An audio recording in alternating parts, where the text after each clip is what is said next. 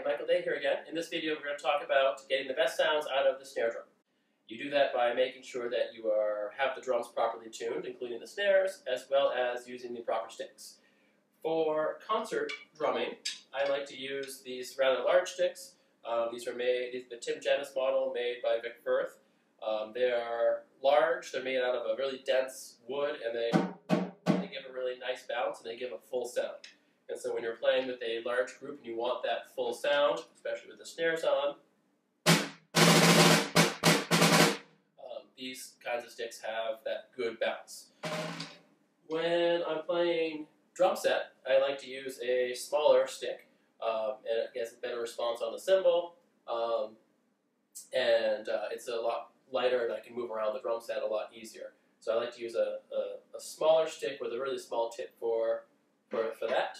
And if I'm using various amounts of things and I'm hitting cowbells and tamarines and drums and toms and anything else, I use a stick that's kind of in the middle. So I like to have 3 different sticks on hand just for the different applications I've used them for.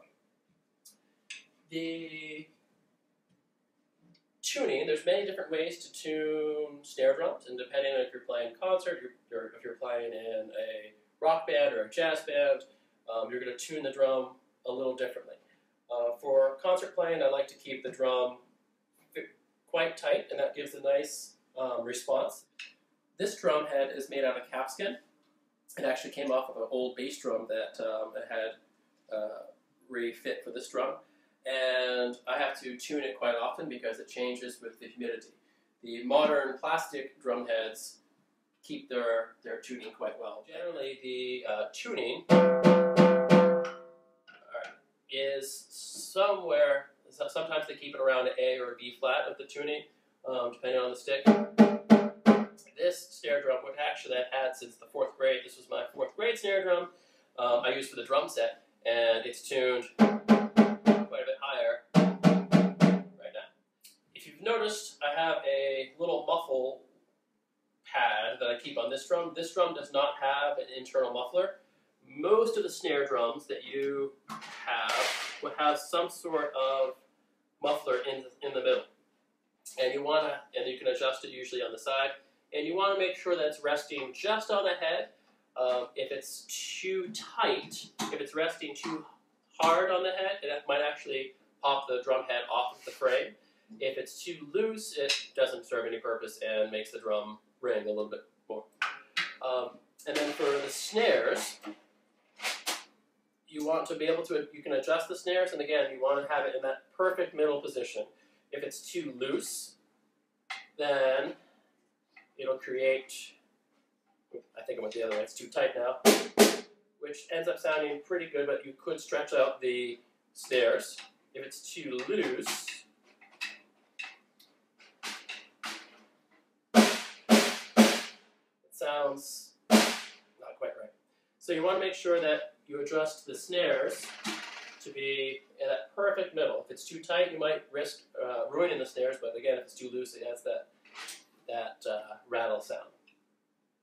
This snare drum has 3 different wires for the snares. It has the coated, this yellow one, this coated wire, which produces a really loud, crisp sound. And then the uncoated wire is the middle of the road sounding snare, and then the coiled wire is what's common on most drums for the quiet playing. So this drum has a wide dynamic of being able to play loudly as well as quietly. And I have to tune this in, I can actually tune each one of these to make sure it's exactly the tuning I like. But it allows me to play quietly and loudly. When you are drumming, you want to make sure you're playing directly on top of the snare. So I will line up the snares directly to my playing position. So even if I'm playing quietly, the snares are right below where my sticks are. So you can still hear the snares quite nicely there. If you're playing not over the snares, you still hear some of the snares, but it's a little bit muddier, as well as you hear a lot more of the drum. So you want to position the drum so the snares are directly in front of you.